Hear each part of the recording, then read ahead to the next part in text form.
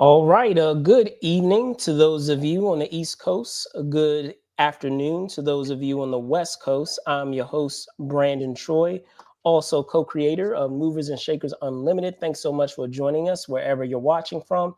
As you guys will know, every week we try to make it a point to give you the goings on in the world of pop culture and our weekly podcast known as This Week in Pop Culture, the show that we give you the rundown, the goings on in the past week in pop culture, whether we're talking film and TV, whether we're talking about local news, daily news, sports, and the like. We try to not allow you guys to be left in the wind by bringing you up to speed. And of course, I'm not going to be alone in talking about these said topics that we have this week. So without further ado, I want to welcome back to the show this week, Mr. Spielman Trueheart, aka Spills. What's going on, sir? What's up, ladies and gentlemen? I just updated my iPad, and it looks like my fireworks are not working this week. So, I'm in space. It looks like, but I do not have my superpowers. Hopefully, we can fix this before the end of the episode, or maybe by tomorrow. There you go. There you go. But the show must go on as we do That's have a right. live show. But Spillman, we had quite a few things that happened this week. If anyone is taking a look at the title there, you know that we also had Awesome Con happening this week. So we will be sure to dive into that. But in the meantime, before we get to that main topic, there are a couple of other things, newsworthy things to discuss, whether there have been passings that have happened, folks that have passed away, unfortunately, this past week, whether it's film and TV talk, which we will dive into, and also getting into a little bit of sports for our sports cooler segment. So without further ado, Spills, shall we dive in? Yeah, let's get it, baby. All right, excellent. So we're going to start first with our passings that we had this week, and we had a couple, that went down this week. One was with none other than put it up here, Mr. Robert Trembor, who many folks may remember from a little sword and sandal show that many of us perhaps grew up with back in the 90s. And then also we're going to talk about the passing of Val Kilmer as well. But first, talking about TV actor Robert Trembor. Of course, he's done many other things over the course of his career. But as I said, for a lot of us, we remember him from the show Hercules, as well as the show XENA, in which he played the merchant Salmonius on those two shows. Because if you are familiar with those shows, you know that they take place in the same universe. This was announced this past Friday of his passing, even though he actually passed away last month. It was announced by his widow, Deidre Hennings, that he had died at the LA Medical Center for due to sepsis. Spillman, I believe we talked about it before of watching those said shows during that era in the 90s, and I think I lost you there for a second. Let me see if we can get you back I'm here. still here. I'm still here, Okay, ladies and gentlemen. okay, I'm still here. gotcha. But what are your thoughts on the passing first of Robert Trebor? I'm very sad to see him go. He was one of my favorites in the show, Hercules. Yeah. For a time, I thought that he and the guy that played Data were the same person. But I realized, much later on that they were just different people. But I did like his work on Hercules. I think that's where I saw him the most. He was also on Xena, so shout out to his family. Hopefully everything's going well with them, and our condolences to that family. For sure, for sure. And switching gears, um, as I said, he wasn't the only passing this week. We also had the passing of Val Kilmer, of course, and bring him up here. Um, Depending on your decade, I mean, there's so many films to name that he has a part of his filmography. Of course, for some, it would be as the pilot Iceman from Top Gun. For others, it may be Bruce Wayne Batman in Batman Forever. You also have Tombstone. You have The Island of Dr. Moreau. I mean, there's so many to name that I can think of that are a part of his filmography. He passed away this past week, more specifically on Tuesday of this past week. And, of course, he had already been dealing with health issues. Of course, having throat cancer, being diagnosed with throat cancer back in 2015. But Spills, what would you say is your favorite Val Kilmer film? Um, it's got to be Batman Forever. I do like him, obviously, in Tombstone. I'm your Huckleberry. He's very gangster in that movie. Um, Obviously, he's a real thug in that movie. He's Doc Holliday's one of the greatest supporting characters ever. He was great in that, but I just have to go with Val Kilmer. Obviously Tombstone came out when we were like 7, so it was a Right. great movie, but I didn't grow up watching that movie. I grew up watching Batman Forever, which came out in 1995. So Yes. Yes. all the merch that came out of that movie, the classic song with Seal. I just think that Ah, that's yeah. one Kiss of from a Rose. Oh, come on. Yes. Yeah, I Yes. just Of think that course. that's, and it was one of those movies that was for everybody. Everybody was supposed to see that Batman movie, and it was everywhere as far as the McDonald's cross merchandise and everything was Of crazy. course. Yes. Um, I know this might be crazy, but I think Val Kilmer's the third best Batman of all times. Okay, sir. Explain. I just feel like he captured Batman's ability to be smarter than everybody in the room, but while also being kind of squirrely with it. He was very squirrely with his portrayal of Batman. Obviously, he was very smooth and suave in ways that I don't feel like a lot of the other Batmen um, capture. I don't feel like they capture a guy who seems like he knows everything about everything, but also is kind of aloof. Like, because Bruce Wayne would be an aloof person in real life if you met him. Sure. Um, and then obviously, I think that because that movie was the first one with Robin, that was a good look. It didn't seem too cheesy. Um, the villains that he had were good with Joker and Two Face. That was just great villains. So I don't know. And I've I know why always you're saying Joker and Two Face. You mean Riddler and Two Riddler Face, and Two but Face. he I plays it apologize. very much like Joker. So I will Yeah, give you yeah. that. Jim Carrey as the Riddler was definitely up there as far as like portrayals of, because Jim Carrey's Riddler was very good. Even the latest Batman where they did a Riddler adaptation, he didn't get nearly as much screen time as Jim Carrey did. Jim Carrey definitely captured that whole thing. So to me, I just think that this was a great actor. Sad to see him go. What was your favorite Val Kilmer film? I guess for me, kind of in a similar boat, I would say it's definitely would be Batman Forever. I mean, you broke down a lot of the things that make that film iconic, and whether however way you feel about it in terms of where it stands in the franchise, it is you know a memorable one. Whether we're talking about the villains that you have there, whether you're talking about, a lot of people don't really talk about this, but even the chemistry that Val Kilmer had with his fellow villains, in that film, is something that I feel is what makes a lot of the superhero films work, is when you have great chemistry between your protagonist and your antagonist, or even multiple antagonists. So that's the case there. Whether we're talking about the music, and I will agree with you when we're talking about a lot of those iterations or portrayals of Batman. He's one of the few that has been able to capture the charisma and the intellect of Batman while also delving into the aloofness and the darkness of Batman. So I will give you props on that. Did you have any additional thoughts? Um, no, shout outs to Willow. I know it's one of my sister's favorite films, and he was a big co-star in Willow with Warwick Davis. So I'm sure I would be remiss if we don't talk about Willow, which was a great movie of his. And then also, um, when he portrayed what's your boy's name?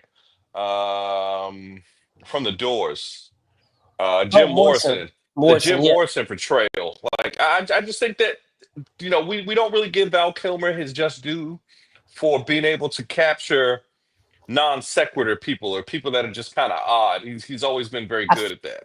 I feel we do, but unfortunately, because of, for better or for worse, his reputation sometimes of being a little hard, mercurial in how he gets along with his co-stars and is on given projects. I think sometimes that kind of ends up unfortunately superseding the talent that he brought to the table as an actor. It's unfortunate, but everyone is different.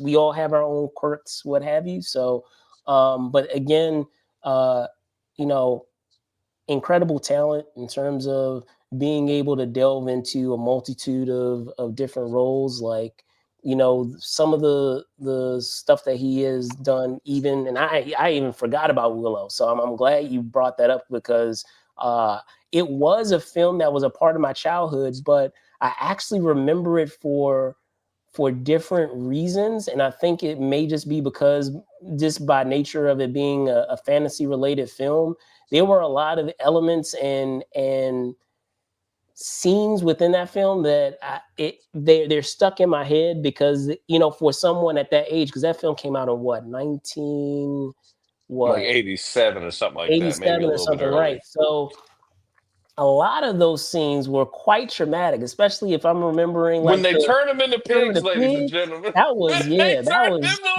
they as a turned into toddler, that was pigs. a frightening scene. That was So horrifying. It was definitely uh horrifying for so sure. I'm so happy yeah. that you were scared of that part too, because I definitely was like, "Oh no, I don't want to watch Willow today. Today, I Yeah, don't think this yeah. is a good movie. And I remember it, It's like when I scary." first saw that film, I was a toddler. So like, and that scene is ingrained in my head, like of remembering like And some of their those hands dramatic split. scenes. They Oh my turn. gosh, bro. But yeah, yeah. But again, shout out to both of our passings that we had this week. Again, with Val Kilmer, as well as Robert Trebor. Val Kilmer passing away at the age of 65, and Robert Trebor passing away at the age of 71. We're going to switch gears to our film and TV talk. We will have a special guest joining us a little later to talk about the CinemaCon announcements, which we will get into momentarily. But before we get into that, we're going to talk about one of my favorite filmmakers of all time, which is none other than John Carpenter. And of course, he is the filmmaker behind my favorite film of all time, which I talk about here on the show a lot, which is The Thing. Um, this past week, he was recognized with his star on the Walk of Fame, which is insane to say that he's just now getting his star on the Walk of Fame. But I digress. But speaking, again to Mr. Carpenter, he was recognized this past week, this past Thursday, more specifically, as I said, known for a multitude of films spanning across fantasy and horror. He was joined by regular mainstays from his films, Kurt Russell and Keith David. He was also joined by producer and filmmaker Greg Nicotero. If you don't know Greg Nicotero, he's a major figure in the horror genre. He's a producer on The Walking Dead and has had his hand, been involved behind the scenes when it comes to creature effects across numerous films. And one other cool element of that is that this event saw the reunion of Russell and David after 40 years. So to say that you had these two iconic actors come together just to be able to celebrate you getting your star on the Walk of Fame is saying something. Spillman, what are your thoughts? I think that John Carpenter is long overdue for a star on the Walk of Fame. Um, it seems interesting that somebody of his level would not already have one. right? It's very interesting, but I do understand that the process for this honorific is a little bit more um, of the dubious nature, perhaps. Not dubious, but that's just something that people do. So I, I can see that, but obviously well deserving. Obviously the author of Brandon's favorite movie, and then one of mine, because he did the first Terminator, didn't he? Or that was James No, you're Cameron. thinking That's of James Cameron. yeah, you're thinking of James Cameron. So But did like he this do to the give you first? Did he do the first Alien? Is that what it is? He did the no, first you're also Alien. thinking of Scott. So Oh, really see, yeah, but Scott. I mean, but But they're if we're talking contemporaries. about The three if of we're them talking are about like, John Carpenter, like just to give you this is just a taste of him. Halloween. I've yeah, already talked about The Thing, Big Trouble in Little China, yeah, that's it. Escape Yeah, from LA, Escape from like New York. It's so many out there that yeah. that he has put his stamp on, that he has directed. And so like I said, it's just mind-boggling to me that it has taken this long for him to be to actually get recognized for a star on the Walk of Fame. And this is no slight. I'm going to say something. This is no slight to others. There have been folks that have gotten his that already have their star on the Walk of Fame that I feel should still have some still have work to do before I feel like they are at that caliber that John Carpenter is.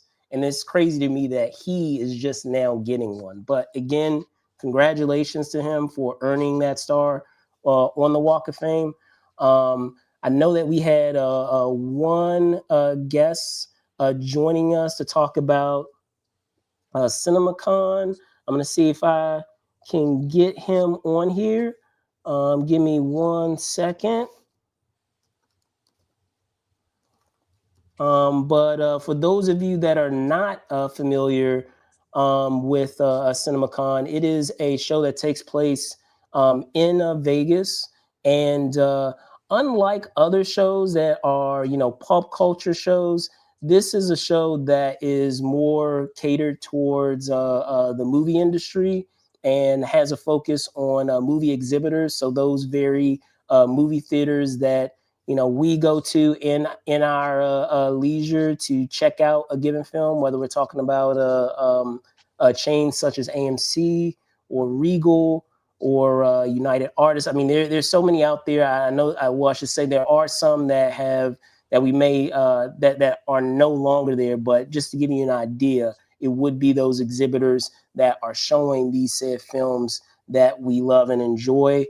There were a couple of announcements that they did, in fact, have. Um, so I did want to have, as I said, a guest join us to discuss it. Let's see, give them a second. But while we're doing that, Spillman, I know that we've talked about oftentimes of making it over to CinemaCon. What I know that there have been a couple of announcements in regards to trailers and things of that nature. What are some things that I'm sure came across your feed out of CinemaCon that has excited you, whether they have been trailers or even news?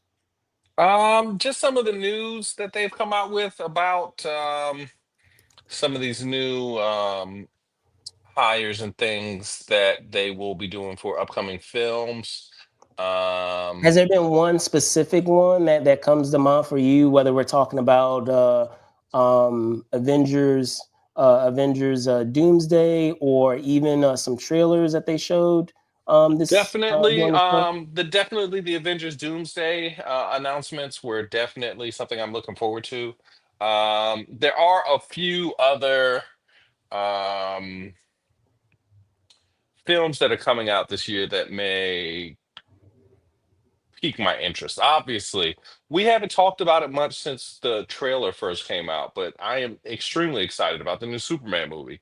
I Oh feel yeah, like for sure. they've moved back into the thing about Superman that I feel like the Snyderverse has forgotten about is that you're supposed to be awe inspired by this man that's flying through the sky, because Right. men don't fly. Like, we're so used to all these superheroes and stuff that everybody flies, everybody has some kind of cool way of transporting.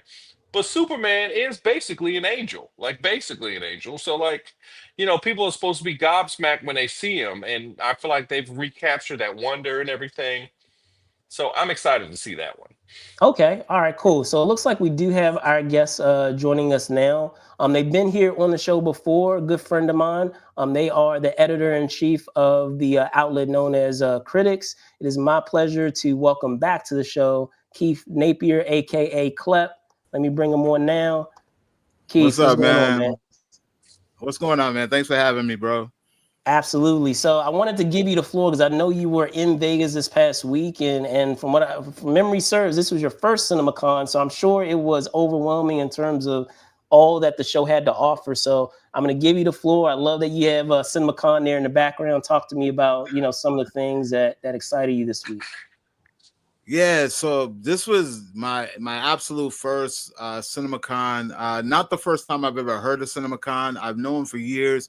You and I both know we have colleagues that go there every year. I've been there many times, and I felt like this was the year that I should, at least check it out, explore, and find out, what it has to offer. What is the hype about? Because I've seen things, I've heard people, the hype, and a lot of announcements, a lot of things get broken right there at CinemaCon in Las Vegas. So I had to be there.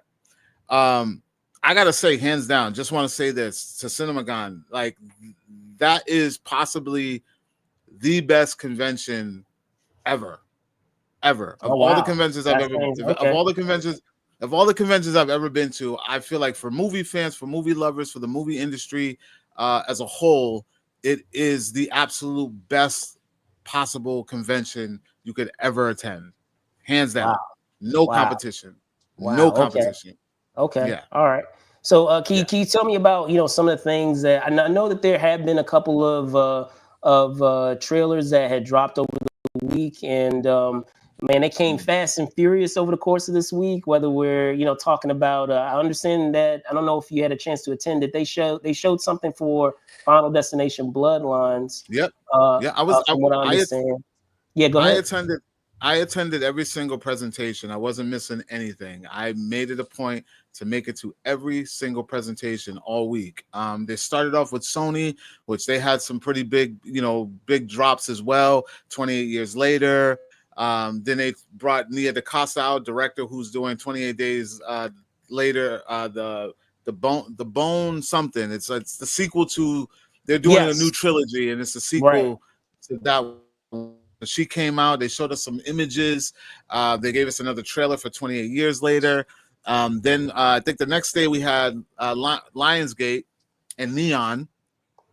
And that's when the good stuff was coming out, man. Like you mentioned Final Destination. That was probably one of the best clips they could ever show an audience, because everybody was like, no one was ready for it. As much as we know about Final Destination, they just keep anteing it up. Like, I'm super excited for it as a horror fan, because you think that this thing they've squeezed this lemon until there's nothing left, and no, they managed to give us a full kill scene that no one was ready for. We were just all in awe, like, what? You got me excited now. Yeah, it was crazy. It was crazy, man. Very creative. Okay. Yeah. All right. And then, I know it sounds like, I know, like, day one we had Sony Pictures Entertainment. I guess day two you had Lionsgate. Were there some memorable moments from that stuck out for you? Yeah, no, there was, like, listen, it was a lot of people come out for the big stuff, like the blockbusters, the franchises that we're familiar with, but there was a lot of stuff that we weren't familiar with that were really getting a lot of shine. Specifically, there's this one film. I want to make sure I get the names right, because there's so many titles. The Longest Walk or something like that, or The Long Walk, which is based on a Stephen King book. That the premise is wild, bro, and the trailer was even wilder. They brought out Mark Hamill. What's the gentleman's name from Alien Romulus, the black guy who played the android? Johnson. Oh, I know who David you're talking Johnson. about. Yeah, David Johnson or something like that. He's yeah, in yeah. this. And the premise is basically, I guess there's a contest going on. There's all these young men. They look like they joined up to like this corp, and they're like all taking this walk, and they're all excited, and they're like, yeah, they're behind each other and cheering each other on. And then they realize that this walk is in competition, and one of them gets tired, and they tell him to get up and continue walking, and if he doesn't, bang, done. Like, they got to keep walking. They don't even tell you how long the walk is. They're just walking, and they have to walk until there's only one left. Gotcha. It's intense. Mark Hamill is playing something completely different in live action. I mean, we've seen him as the villain as a cartoon character, but to see him like take this form in person is creepy as hell, man. It's pretty wild. So yeah, there's a lot of good stuff that's not like franchise driven or sequel or reboot driven that I'm looking a lot forward to, like for real. Okay, all right. Now I know that I understand that I believe if memory serves, which I'll be honest with you, I had forgotten about, but it actually just being able to see what they had for their trailer got me excited, and that was for Naked Gun. I wasn't anticipating really seeing anything for that, but I'm not going to lie, because on paper I was like, okay, let's see what they do with it. But I'm not going to lie, it was they were able, at least with that teaser, to get me interested and intrigued with what they do. So the crazy thing about this, because this is blowing my mind, how well everyone is receiving this teaser, because it's not what they showed us. I was a little bummed out. I was bummed out when I walked into the theater, the Coliseum, because as I'm walking in, as I'm taking my seat, I get an alert on my phone. It says Paramount has just released the teaser for Naked Gun. I'm like, they're releasing this thing before we even get to see it. So we watch it, and it's like 2 and some change long. Yeah. So I'm watching, and the audience is cracking up, dude. Laugh after laugh, everything hit beat for beat. And then I get out and I go look at the teaser trailer that got released. It's not even the same thing. It's literally like a minute of what we saw. Oh, okay. So the fact that you guys are receiving it well when you didn't even see half of the laughs we saw, I'm surprised. I was like, wow, that's the part that everybody is loving, because that was literally like the beginning of the trailer that we saw.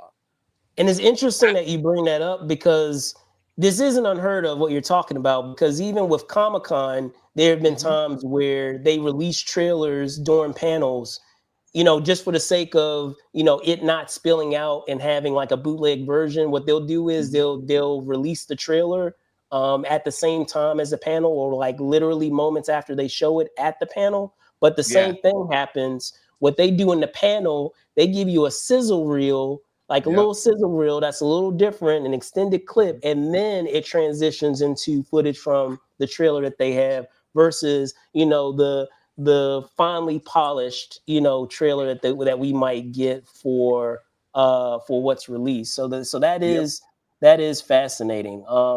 I guess the other thing that I had, and well, actually, let me put it over to you, Spills. Did you have any questions? I know you haven't. We talked about potentially going to the show, but did you have any questions in terms of like the show itself, or how they execute things?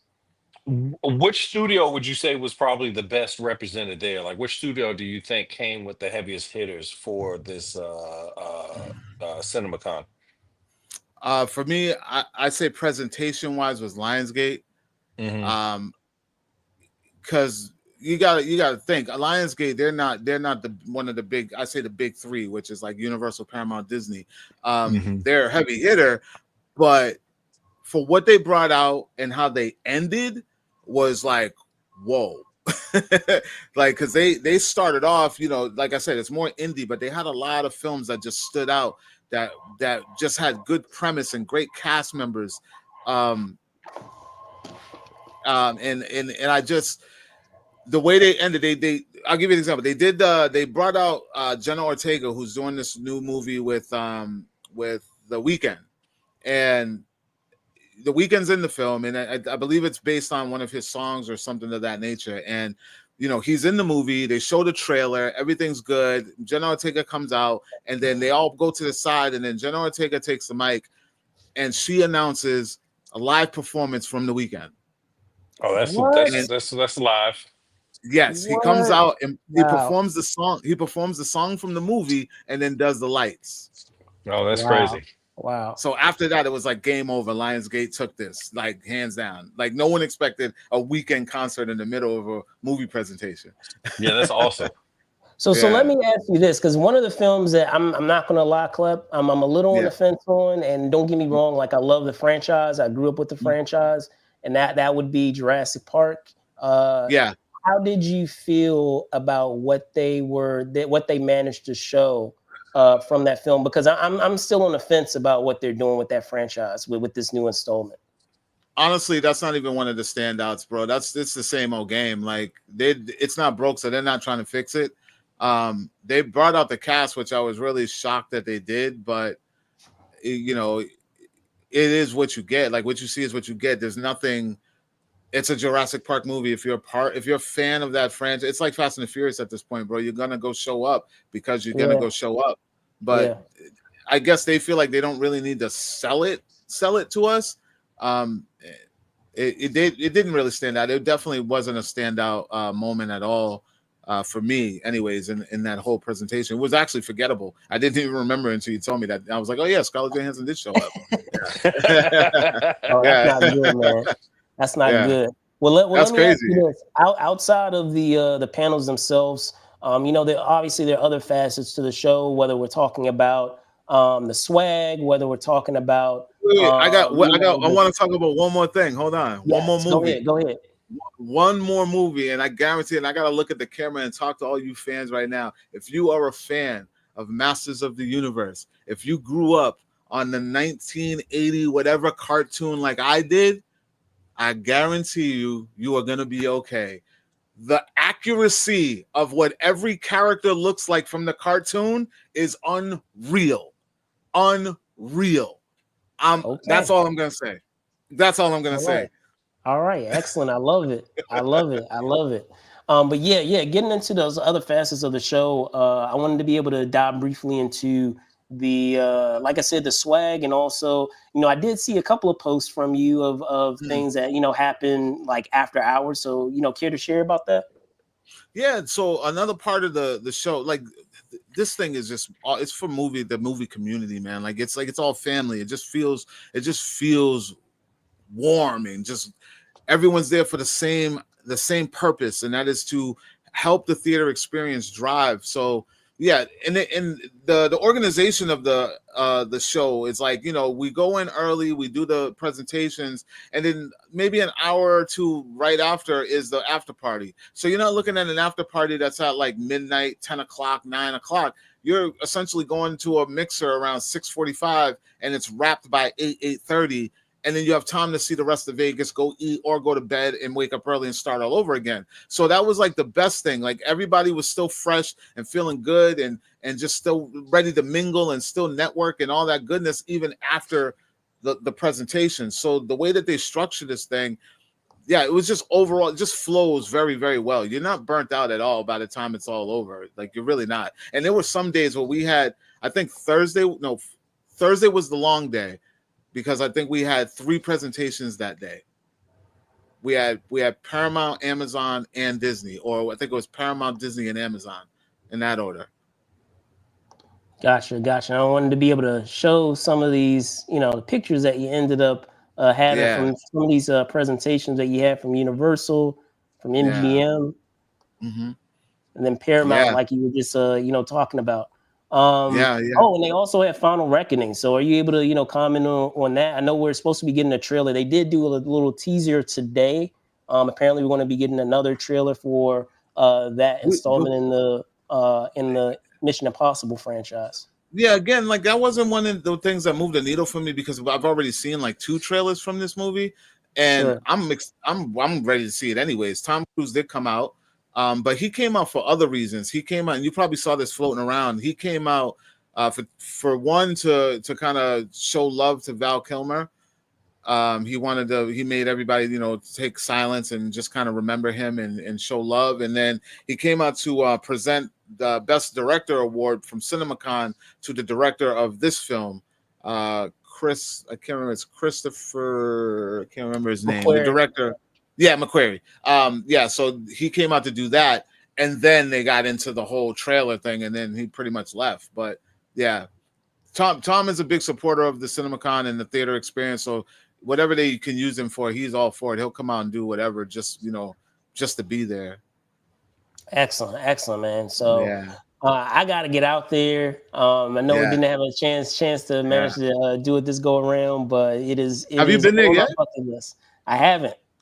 Oh, we've talked about this. Like, I've been to Vegas many times, and I've gone to plenty of other shows, CES, and which is I know a show you haven't done yet. So, but we will fix that going into the future. Yeah.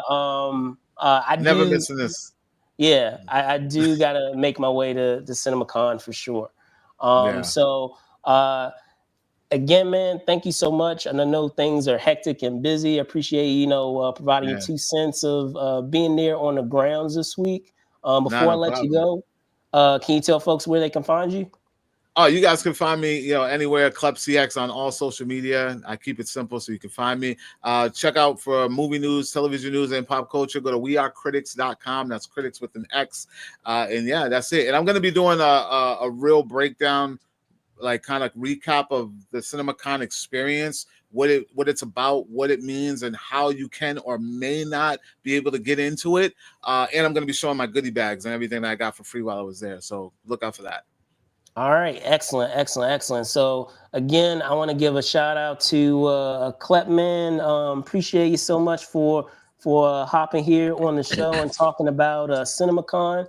So, if you want to stick around, you're more than welcome to, but I know you say you did, we're going to only have time to be able to stick around for the CinemaCon portion. I gotta head out. Appreciate you, man.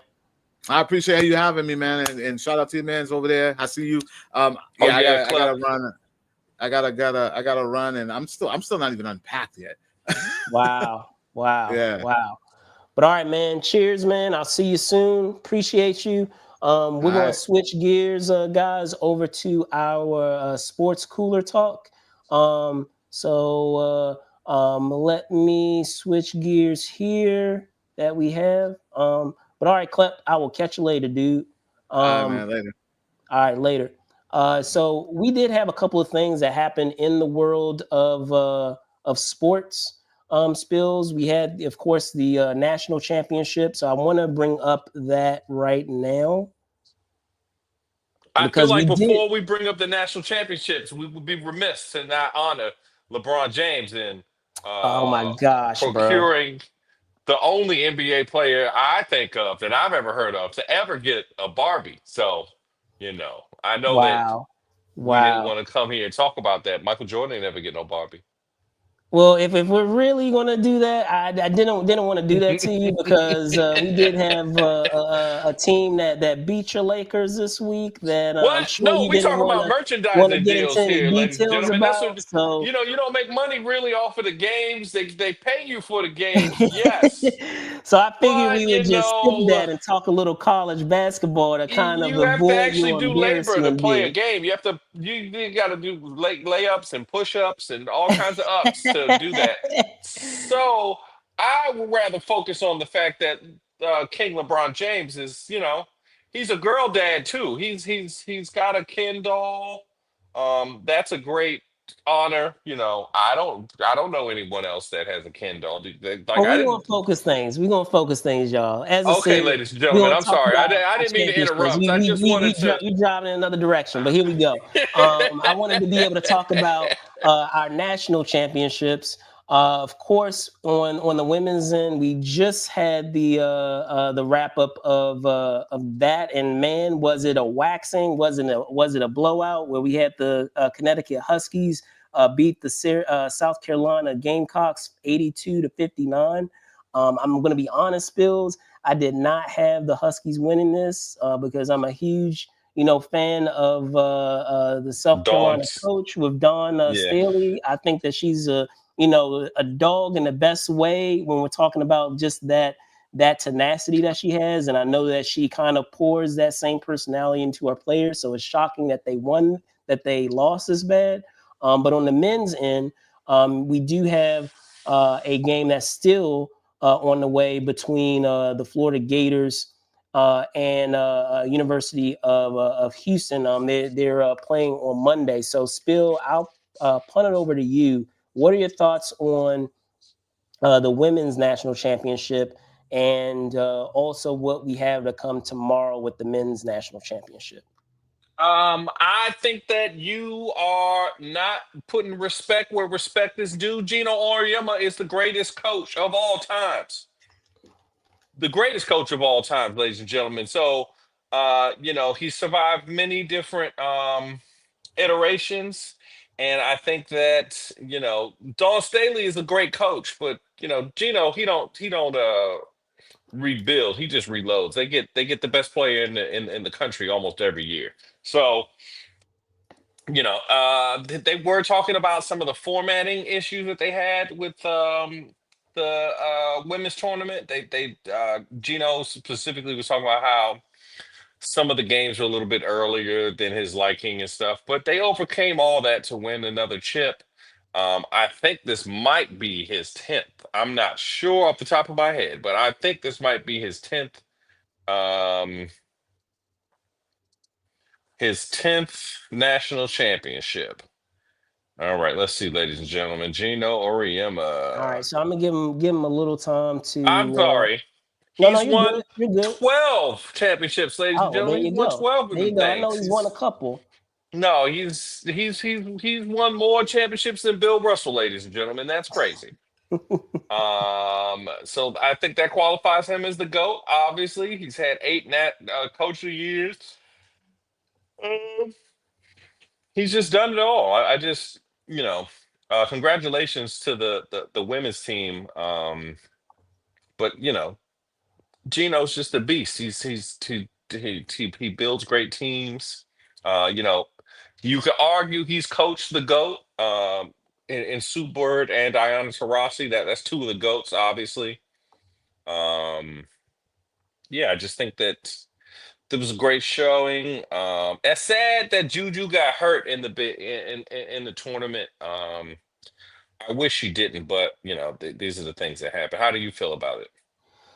Well, I mean, as I said, I'm a big fan of the Gamecocks' coach. I felt that she had been doing a terrific job of of imbuing her players with the same tenacity that we are accustomed to seeing her have when she was playing in her heyday.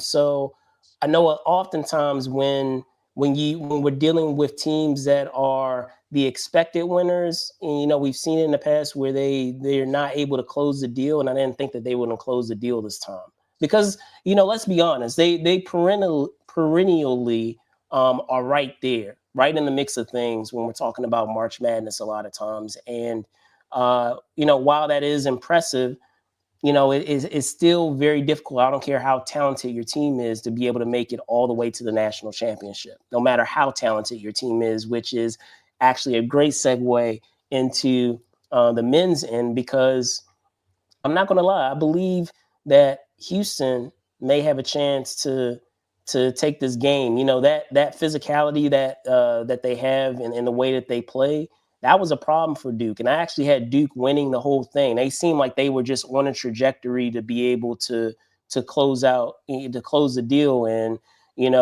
Houston got in the way and kind of spoiled those plans. Cause I actually had Duke, winning it all. And now that they haven't won it all, I now have the team that beat the team that I had planned to win it all to win. Because at the end of the day, even though Florida is a talented team, it is a team that basically is playing behind the play of Walter Clayton, and he is the guy who makes that team go. He is the engine that makes that team go. And if That you're boy is able to good.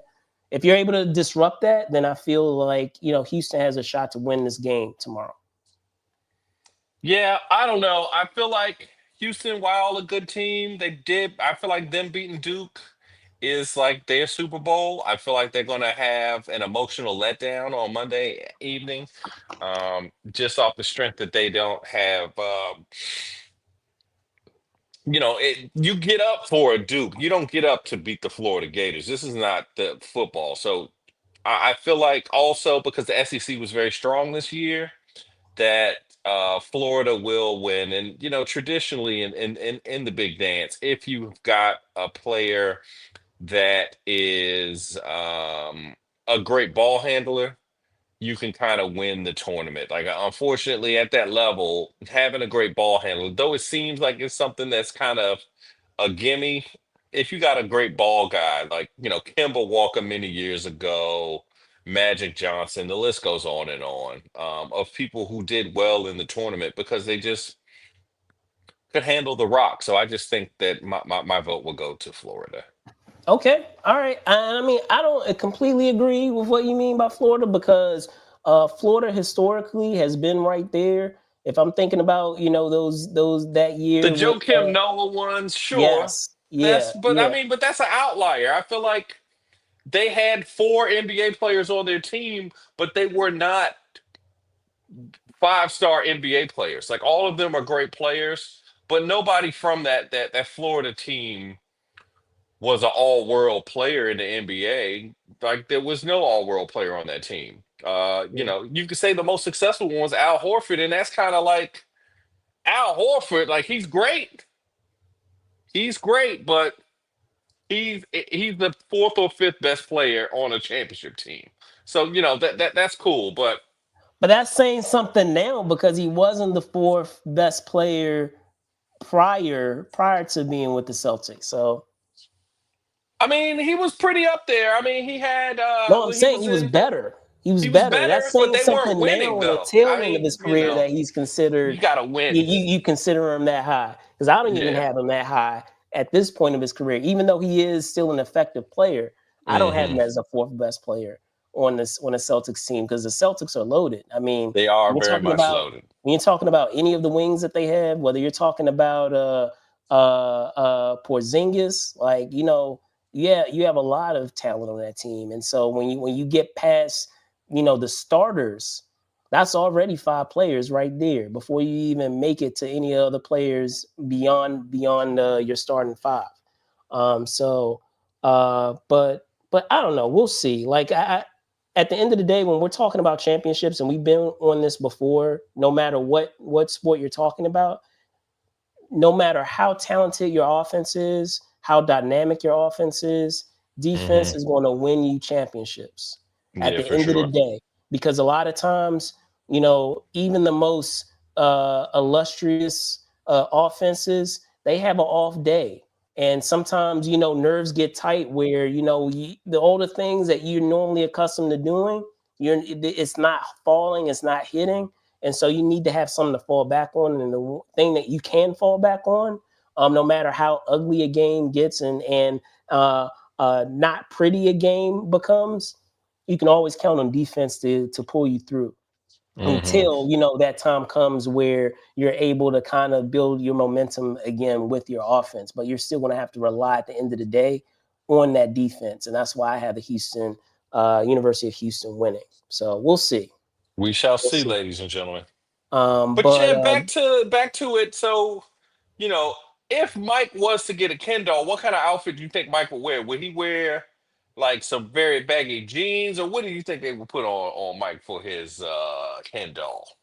he probably had like a 3-piece suit because Three-piece he suit. came correct whenever he came to a game, man. Unlike a lot of what a lot of our players are wearing these days. One thing, no matter how you feel about Jordan Spills, you can agree that he came correct when it came to pregame and arriving at a said game, especially during the Yes. postseason. So I would probably say like a three piece suit as if he's going to like a business meeting or something. All right, that'd be cool. So But that's going to do it. What we have for our sports cooler talk. We're going to dive into our local news, and of course, you see it in the background there with Awesome Con. It happened this past weekend, just wrapping up today. And if you're not familiar, with Awesome Con, it is a pop culture show that started back in, and it's hard to believe that it's been that long, or been this long, I should say. Started back in 2013, because I remember I was at the first show.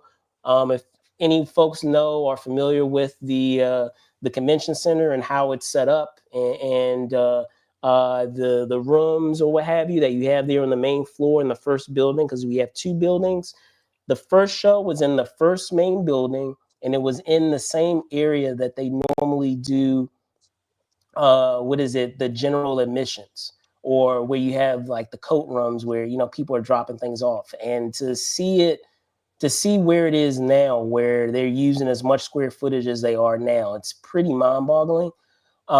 They had a incredible selection of guests this year from across many different IPs, whether we're talking about Lord of the Rings, whether we're talking about the Goonies. One thing that I would say is something that is still seems to be a challenge, and I feel like this is a challenge in part due to how much the show has expanded, is that there needs to still be a concerted effort to properly provide signage where necessary, to get from point A to point B, because there were times where it required going up to many different parties, whether they're volunteers, and shout out to the volunteers for being able to direct you in the direction that you needed to go. But I feel like a lot of that could have been alleviated with the signage that was utilized to tell folks where they needed to go. So that would be my main thing that I would say is a challenge. Otherwise, it was great to see a lot of familiar faces. There are a lot of folks that we've had here on the show that are part of, quote unquote, the con fam that I normally see at various shows. So it was great to see a lot of familiar faces. It was great to be able to MC the cheesy line reading contest, which is at this point has been going for 8 years. We did the first cheesy line contest back in 2017. So this is pre-pandemic. So, but Spills, I know we had talked about having you come, and I know things got crazy busy. You need to come Ladies next year. and gentlemen, I tried to go to the You Comic tried Con last yesterday. minute.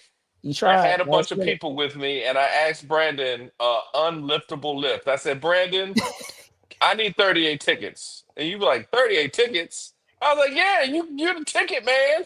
He said, what are you talking about, 38 tickets, Phil? But I don't have 38 tickets. I was like, what? Bro, What? bro, that was hilarious. That was hilarious. I'm like, no, he did not wait until the day two to see if we could get all these tickets for everybody. I'm like, come on, man, you gotta plan that better, man. You gotta I plan had that. the Avengers with me, ladies and gentlemen. The You gotta Avengers was plan like, that come better. on, Spill. We your Avengers is no boys. Avengers. They need to, they have a better chance of getting their shawarma than being able to get some Awesome Con tickets on a Yeah, for Saturday. sure. That was the hot ticket, ladies and gentlemen. We were trying to get in there. So I had to take a consolation prize of a nice mimosa. I was having, Okay, fair enough. Fair enough. but we were having a mimosa close enough that we did see a lot of people in their cosplay, and Of that was course, very interesting. So of it's course. always interesting to me when people are kind of breaking the fourth wall in cosplay, because like their characters don't really eat because they're on TV. People on TV don't actually eat no food. We don't, you don't really see it. Yeah, Um, yeah, so that's very interesting. But we did do a bit of our show last year from Awesome Con. we did. This year, unfortunately, I wasn't able to attend, and I apologize. I know that the fans were looking for me. I know that they're all out there waiting to talk to me and pick my brains about all of the wonderful goings ons of the week. I'm sure that they had lots of stuff from the week to ask me about, but unfortunately, I wasn't able to attend. So maybe So next year. next year, man, I know Yeah, for sure. things got hectic, and that's actually why we had to do a later show, because even up into the wee hours of this last day, I was trying to get some content for you guys with some of the special guests, and there were quite a few that I managed to snag on this last day. So be on the lookout for those. But yeah, Awesome Con is always fun. I'm always appreciative of the fact that we do have a Comic-Con here in DC, because that wasn't always the case. And when I started doing cons, that really wasn't a reality. So, to have it at this point, 12 years in, and it's still going strong is, awesome to see, right here in our city. So, but any last thoughts, Spills, before we wrap up here? Just not to beat a dead horse, but my phone just happened to be on Gino Oriema's Wikipedia page. Guess his record for UConn. You say It's guess it? one. Yeah. Guess it. Oh, are we basing this off of Wikipedia, bro? His record. They got his record right, man. We could go with the record off of Wikipedia. Oh boy. Okay, what you got, man? His record is 1,250 and 165. So he's like Yeah, 88. I don't put my faith in Wikipedia, but Okay, well, I mean, that's we good. can find somewhere else to find it, ladies and gentlemen, because I feel like it's that I sounds know, right. I'm sure it's high up there, but I want to, That sounds be right, ladies and gentlemen. Oh yes. I'm gonna put where they got the site. I'm gonna go where they found the citation, and I go there. But still, craziness. We're about to wrap it up, ladies and gentlemen. So I'm gonna just go ahead and do my quick shout out. Yes, go ahead, go for it. You know, we're back, ladies and gentlemen. The One Piece is real. It's back on TV. We had a riveting episode, also with an hour and a half special that they put on there for you on Saturday. So load up your Crunchyroll, and you will see a new episode of One Piece. Again, shout outs to Brandon. He couldn't get me 38 tickets this week, ladies and gentlemen, on a 3 hour notice, but he tried. He tried, ladies and gentlemen. I appreciate him for Oh trying. He was like, "Let me boy. see." He was like, "I can't do it. It's too late today." And I was like, "That's fine, bro. Maybe next time." But shout outs to Brandon for all he does, and obviously the cons are amazing. So good job with that, Brandon. Appreciate you, man. So I want to give of course, again, thank Spills for joining every single week to talk about the stories that we have from the past said week for each of these episodes or weekly episodes of This Week in Pop Culture. You can find me at Brandon Troy ENT, which you see down below. That's on X. And of course, Brandon Troy _ENT on IG, on Instagram. With that out of the way, thank you guys so much for watching. Be safe out there, and see y'all soon. It's not working, ladies and gentlemen. I don't have any hand gestures. I'm still upset about it. We will have them back next week.